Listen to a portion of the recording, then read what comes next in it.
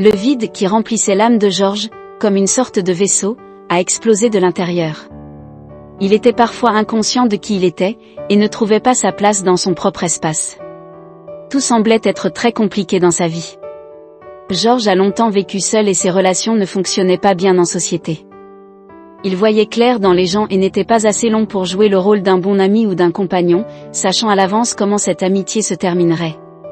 La joie et la déception lui sont venues simultanément. Joie parce que les gens lui tendaient la main et déception parce qu'il n'y avait pas de suite.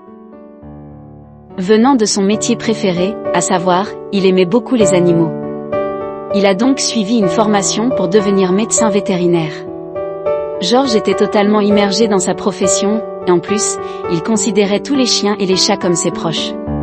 Chaque fois qu'il franchissait le seuil de sa maison, il était seul avec ses pensées, et ses pensées étaient les suivantes. Je veux être en harmonie avec moi-même, avec ce que je veux pour moi-même. Pourquoi je n'ai pas encore de famille et d'enfants, je ferai sûrement un bon père. Georges était dans sa 4e décennie. Il a fêté son anniversaire, en avril, avec une chatte en travail à sa clinique, et là, il a passé toute la journée jusqu'au lendemain matin, à ranger une armoire, et entre-temps, à aller vers chacun des animaux et à discuter avec eux. Et il était heureux à sa façon, il le pensait. Le temps s'est arrêté et il ne voulait pas penser à autre chose. Georges a eu une petite amie, elle est morte tragiquement et après cela, son monde s'est arrêté au niveau du futur qu'il avait inventé. Il aimait tout planifier, toujours faire des plans et rien, et ne jamais rien faire spontanément. Le soir où il a reçu l'appel au 911, Georges préparait le dîner et attendait son amour à la maison. Le couple a toujours aimé se réserver des surprises. Et ce jour-là, Georges faisait pour la première fois la recette de lasagne de sa mère. La mère de Georges était italienne, et vivait en Italie avec son second mari. Ils étaient heureux ensemble. Andriano a su rendre une femme heureuse, après la mort de son mari bien-aimé, le père de Georges. Il est mort d'une crise cardiaque alors qu'il donnait une conférence à l'université. Le téléphone était toujours dans la cuisine et Georges, s'essuyant les mains avec une serviette, y répond rapidement. Ce qui s'est passé ensuite, sans s'en rendre compte, l'homme est sorti et a erré dans les rues désertes jusqu'au matin. Elle n'est plus, Georges se répétait dans son souffle. Répétant la même phrase jusqu'à ce qu'il se réveille dans un lit d'hôpital. Rosetta avait été écrasée par une voiture roulant à grande vitesse. Il n'y avait aucune chance de survie. Georges n'a pas assisté à l'enterrement de la fille. Il a été en cure de désintoxication pendant presque 3 mois. Il ne pouvait pas dormir la nuit et entendait constamment Rosetta l'appeler. Un jour, lors d'une de ses journées d'hôpital, assis dans l'obscurité totale et fixant la porte fermée, d'où l'on pouvait voir brûler la lumière du couloir, Georges a vu une ombre. Quelqu'un se tenait à la porte. « Rosetta ? C'est toi !» Mais il n'y a eu qu'un silence en réponse, puis Georges est sorti du lit et s'est dirigé vers la porte. Il passa 3 doigts dessus et l'ouvrit, hélas, il n'y avait personne. L'homme a levé les yeux et a vu une ombre, elle était au bout d'un long couloir. Et la silhouette ressemblait à celle d'un homme. L'ombre était là, regardant Georges de ses propres yeux. L'homme est allé à sa rencontre. L'ombre n'est allée nulle part. Il n'y avait ni peur ni excitation. L'homme s'est approché et s'est vu. « Qui êtes-vous » Georges s'est demandé, mais l'ombre est restée silencieuse. Seulement un doigt pointé sur lui, puis sur lui-même. Sur le mur de gauche, était accroché un immense miroir et l'ombre plongeait droit dedans.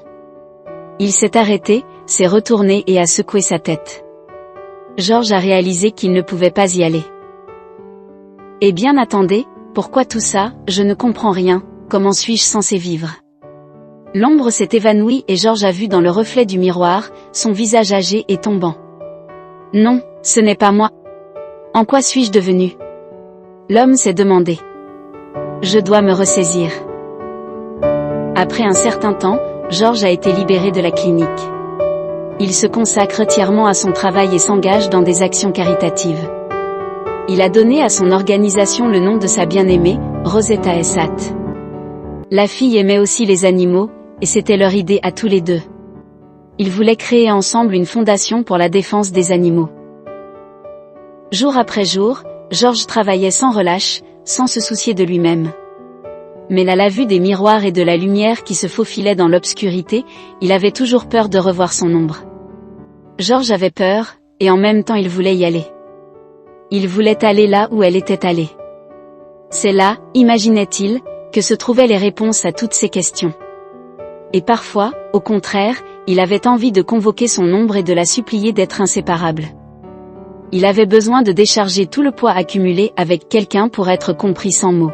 « Oh mon Dieu !» s'est exclamé l'homme en privé. « Envoie-moi la guérison, et donne-moi une chance de me trouver. Pourquoi j'existe encore? Si c'est pour le bien de mes animaux, alors c'est toi-même qui as le pouvoir de tout prendre en charge. » Il avait plu toute la journée. George s'est servi un whisky. Il s'est assis sur le rebord de la fenêtre et a regardé les gouttes sur le verre. Pendant un instant, il a imaginé l'image d'une femme. Depuis longtemps, il ne pouvait même pas se permettre de penser à quelqu'un. Elle était belle. Il a vu la fille en cape qui faisait les 100 pas, un parapluie ouvert dans les mains. Sa tête était baissée, on ne pouvait pas voir son visage. Mais il se sentait si bien à l'intérieur que George a eu l'envie d'embrasser la pauvre femme. Elle frissonnait de froid. George s'est réveillé et a réalisé que c'était une vision. Et il se sentit triste en réalisant la réalité, puis l'homme alla se coucher dans son lit. Le matin est arrivé rapidement. Et un rayon de soleil a réveillé George, en le caressant. Avec un regain de vigueur, l'homme se rase, s'habille et part au travail. Aujourd'hui, il a décidé de marcher. Il y avait beaucoup de temps pour ça. Il a bien dormi comme jamais. George est sorti sans même prendre de petit déjeuner. Quand il s'est éloigné de quelques mètres de sa maison, il a vu une fille. Elle marchait parallèlement à sa rue. Elle avait un parapluie à la main, mais il ne pleuvait plus. La jeune femme tremblait de partout, même si le soleil brillait et se reflétait dans les flaques d'eau. À ce moment-là, George a eu une impression de déjà-vu et s'est précipité vers la jeune femme. Après avoir survolé plusieurs flaques d'eau et éclaboussé son pantalon, il s'est mis sur le chemin de la fille et lui a tendu les bras. La même, elle-même, s'est jetée à son cou et a pleuré. « Sauvez-moi » a dit la jeune femme. « Je n'ai nulle part où aller. » À partir de ce moment, les jeunes ne se sont plus quittés. George a trouvé son bonheur et a pu faire face à l'inévitable. Il s'aimait encore plus à cause de son amour pour cette fille. Il a épousé son ombre, est devenu l'ombre de sa bien-aimée. Il ne s'est pas éloigné d'un pas d'elle, ils se sont compris en silence. Un seul sentiment les dominait tous les deux. Pour vivre et aimer malgré tout, pour créer et aider leur petit frère.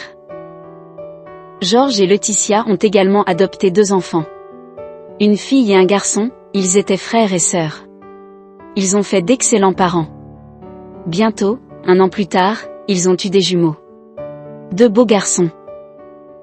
PS, le passé est notre futur inaccompli. Une fois que vous aurez laissé aller les choses pendant un certain temps et que vous aurez laissé votre nouveau rêve s'exprimer aujourd'hui, vous vous réveillerez heureux. Tout va se mettre en place du jour au lendemain. Maintenant, George était absolument sûr de cela.